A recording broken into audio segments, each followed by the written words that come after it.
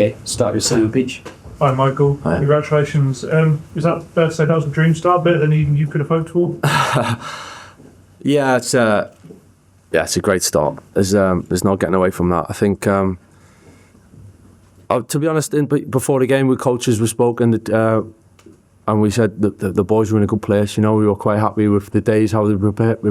We prepared for it emotionally, where the boys were, the state they were at, leaving the changing room. So I was quite happy with that leading into the game. But then, listen, City are an unbelievable team with talent, and they can rotate and change things. So there's a plan, and then you've got to go plan B and C and work around it. So you never really know how the game's going to go. But for it to pan out like that, the boys were fantastic today, I have to say, in so many ways. And to manage it emotionally with the information we've given them and pulling it together, it was pretty good. Damn. Michael, I just wonder, especially with Bruno Fernandes, another assist win of the season, I just wonder this week what conversations you had with him as captain, and also do you think he's enjoying playing as a centre and playing in the deepest?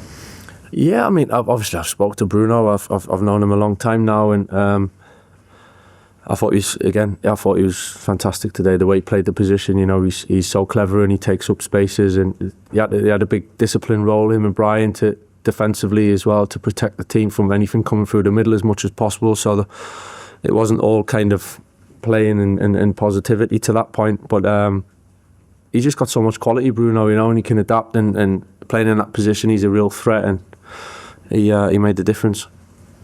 Michael, you brought Kobbie Mainoo back in and Harry Maguire. What was your feeling, and what did you feel you got from them?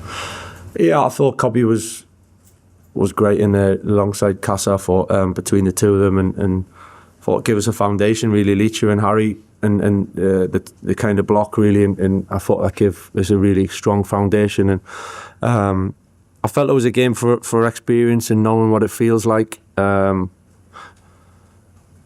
There's a big ask for H, I have to say, and credit to him. I think it could taken for granted sometimes what players do, but for him to play it today and come through it and taking. It was. I'm not going to lie. It was a bit of a calculated gamble as well of how long he could play and could he get through it, because he's literally trained for 2 or 3 days for over probably 8 weeks, 9 weeks. So, just shows you what it means really to him. And I thought he was fantastic. I thought between him and Licha, they were so solid at the back and give us the foundation to build on. So, Michael, how long have you been thinking about this? I know you've been working like the 3 days with the team, but when you've seen Manchester United play, have you had in your mind a thought, well, if I was manager of that team, I'd do this with it? How long have you been thinking about what you might do? Not consciously, really. I think it's obviously something that clicks into gear when you think maybe on my toes to do something about it. But it's there's obviously, listen, I've watched a lot. I've came here, we've got season tickets, and my family comes, so I've came to a lot of games over recent times, and you get to know the players in your own eye. Everyone has an opinion and your instincts, and then there was a little bit of what it was going to take for today, and we had 3 days to prepare. So the balance of how much information, what the lads could take on, being fair to them to not overdo it, but actually City's probably ask you as much questions as anyone could possibly ask. So you got to have the answers to that. So it was a real balance, and the coaches, I have to say, for the last 3 or 4 days have been showed how good they are in terms of how much they give the players ways of doing it, being quite creative, and then the boys taking it on board. So sorry, I was just going to, because the fans bought whatever it was, the fans bought into it, you know, where we've not really seen. Yeah, and I hope so. I hope so, you know, and I think the players certainly fed off it. The players left the changing room unbelievably desperate to do well. Almost, I was thinking, don't be too desperate where you end up. It can cloud your judgment and you make decisions that because you're emotionally so invested in it. But I thought they got the balance so right, and the supporters were incredible. And I said yesterday, this can be a magical place, you know, and it does some funny things. And today, to get that feeling is exactly what we want. Hopefully, it's just a start, something we need to build on. So we're not getting carried away massively, but you got to enjoy the feeling, certainly when you get it. Darren? Michael, that was a performance full of attacking intent and intensity that maybe we've not always seen over the last few years. Did you sense the players wanted that? Do you sense they've reacted to that this week, that they wanted to be let off the leash to really have a go at teams? No, I don't know about so much left. I just think the boys they've shown me that they're really willing to listen and learn, and are really, yeah, as I said, almost desperate. They want it so much, and the willingness to take the information on and change things a little bit, and be that they're willing to adapt. We obviously put a game plan and a strategy together that tried to achieve certain things, and everyone played their part in the end. Hi, Michael. Great win, of course. You also had 3 goals chalked off, and Kobbie would work twice.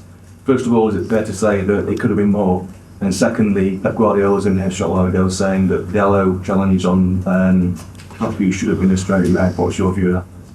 Yeah, I'm not giving you that answer, but I haven't seen it, to be honest. So, genuinely haven't seen it. I thought at the time Diogo actually got a foot on the ball. That's from my ankle. I thought he had kicked it out, so I didn't even for 1 second think it was a bad challenge. I got told it was that there was a lack of force. That's why. So I'm not seeing it. I don't know, to be honest with you. I don't know.